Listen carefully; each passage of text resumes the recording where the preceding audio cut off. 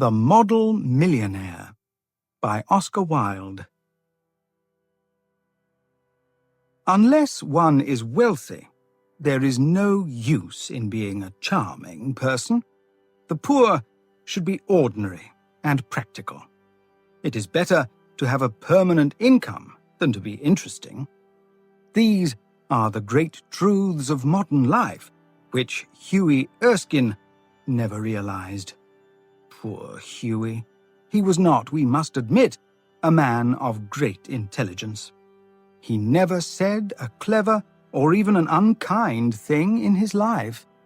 But then he was wonderfully good-looking, with his brown hair, his clear-cut features, and his grey eyes.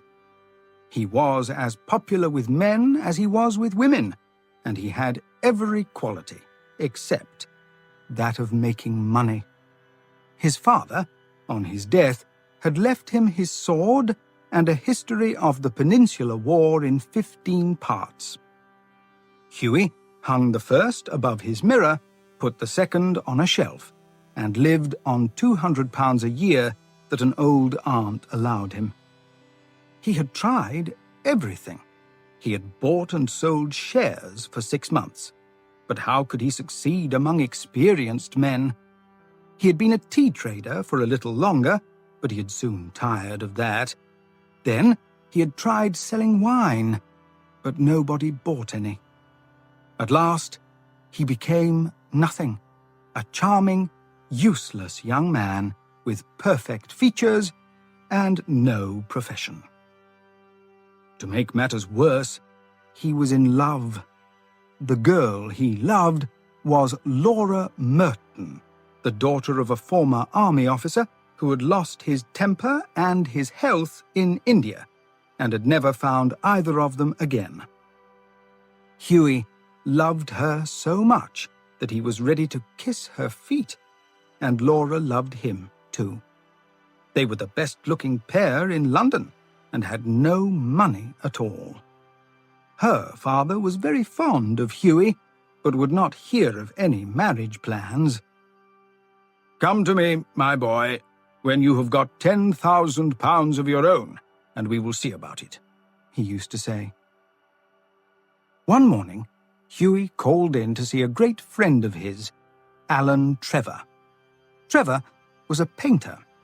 Of course, few people are not these days, but he was also an artist, and artists are rather rare. He was a strange, rough man with a spotty face and an overgrown red beard. But when he took up the brush, he was a real master, and his pictures were very popular. He had been much attracted by Huey at first, it must be admitted, just because of his personal charm. "The only people a painter should know," he used to say, "are people who are both beautiful and stupid, people who are a pleasure to look at and restful to talk to." But after he got to know Huey better, he liked him quite as much for his bright, cheerful spirits and his generous, carefree nature, and had asked him to visit whenever he liked. When Huey came in, he found Trevor putting the finishing touches to a wonderful life-size picture of a beggar. The beggar himself was standing on a raised platform in a corner of the room. He was a tired old man with a lined face and a sad expression. Over his shoulder was thrown a rough brown coat, all torn and full of holes. His thick boots were old and mended, and with one hand he leant on a rough stick, while with the other he held out his old hat for money. "What an astonishing model," whispered Huey as he shook hands with his friend. "An astonishing model?" shouted Trevor at the top of his voice. "I should think so. Such beggars are not met with every day. Good heavens, what a picture Rembrandt would have made of him!" "Poor old man," said Huey. "How miserable he looks. But I suppose, to you painters, his face is his fortune." "Certainly," replied Trevor. You don't want a beggar to look happy, do you?" "How much does a model get for being painted?" asked Hughie, as he found himself a comfortable seat. "1 shilling an hour." "And how much do you get for your picture, Alan?" "Oh, for this, I get £2,000. "Well, I think the model should have a share," cried Hughie, laughing. "He works quite as hard as you do." "Nonsense, nonsense! Look at the trouble of laying on the paint and standing all day in front of the picture. It's easy, Hughie, for you to talk, but you mustn't talk. I'm busy. Smoke a cigarette and keep quiet." After some time, the servant came in and told Trevor that the frame maker wanted to speak to him. "Don't run away, Hughie," he said as he went out. "I will be back in a moment." The old beggar took advantage of Trevor's absence to rest for a moment. He looked so miserable that Hughie pitied him and felt in his pockets to see what money he had. All he could find was £1 and some pennies. "Poor old man," he thought. "He needs it more than I do, but I shan't have much money myself for a week or two." And he walked across the room and slipped the £1 into the beggar's hand. The old man jumped, and a faint smile passed across his old lips. "Thank you, sir," he said. "Thank you." Then Trevor arrived, and Hughie left, a little red in the face at what he had done. He spent the day with Laura, who was charmingly cross that he had given away £1 and had to walk home because he had no money for transport. That night, he went to his club at about 11 o'clock and found Trevor sitting by himself in the smoking room. "Well, Alan, did you finish the picture all right?" he asked. "Finished and framed, my boy," answered Trevor. "And, by the way, that old model you saw has become very fond of you. I had to tell him all about you, who you are, where you live, what your income is, what hopes you have." "My dear Alan," cried Hughie, "I shall probably find him waiting for me when I go home.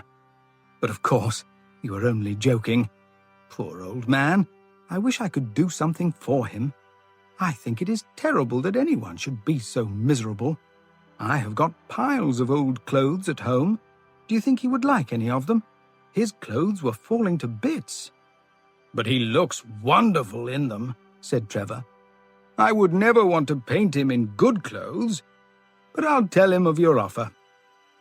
"Alan," said Hughie seriously, "you painters are heartless men." "An artist's heart is in his head," replied Trevor. "And besides, our business is to show the world as we see it, not to make it better. And now, tell me how Laura is. The old model was quite interested in her." "You don't mean to say you talked to him about her?" said Hughie. "Certainly I did. He knows all about the cruel father, the lovely Laura, and the £10,000. "You told the old beggar all about my private affairs?" cried Hughie. "My dear boy," said Trevor, smiling, "that old beggar, as you call him, is one of the richest men in Europe. He could buy all London tomorrow and still have money in the bank. He has a house in every capital, eats off plates of gold, and can prevent Russia going to war when he wishes." "What on earth do you mean?" cried Hughie. "What I say," said Trevor. "The old man you saw today in my room was Baron Hausberg. He is a great friend of mine, buys all my pictures and that sort of thing, and asked me a month ago to paint him as a beggar. There's nothing surprising about that. These rich men have some strange ideas, and I must say he looked fine in those old clothes." "Baron Hausberg?" cried Hughie. "Good heavens! I gave him £1. and he sank back into his chair in shock. "Gave him £1?" shouted Trevor, and he roared with laughter. "My dear boy, you'll never see it again. His business is with other people's money." "I think you ought to have told me, Alan," said Hughie in a bad temper, "and not have let me make such a fool of myself." "Well, to begin with, Hughie," said Trevor, "I never thought that you went about giving your money away in that careless manner. I can understand your kissing a pretty model, but not giving money to an ugly one. Besides, when you came in, I didn't know whether Hausberg would like his name mentioned. You know he wasn't in his usual dress." "How stupid he must think me," said Hughie. "Not at all. He was in the highest spirits after you left, and kept laughing to himself. I couldn't understand why he was so interested in knowing all about you, but I see it all now. He'll keep your pound for you, pay you interest every 6 months, and have a story to tell after dinner." "I am an unlucky devil," said Hughie. "The best thing I can do is to go to bed, and my dear Alan, you mustn't tell anyone. I wouldn't dare show my face if people knew." "Nonsense! It shows your kindness of spirit, Hughie. Have another cigarette, and you can talk about Laura as much as you like." But Hughie refused to stay.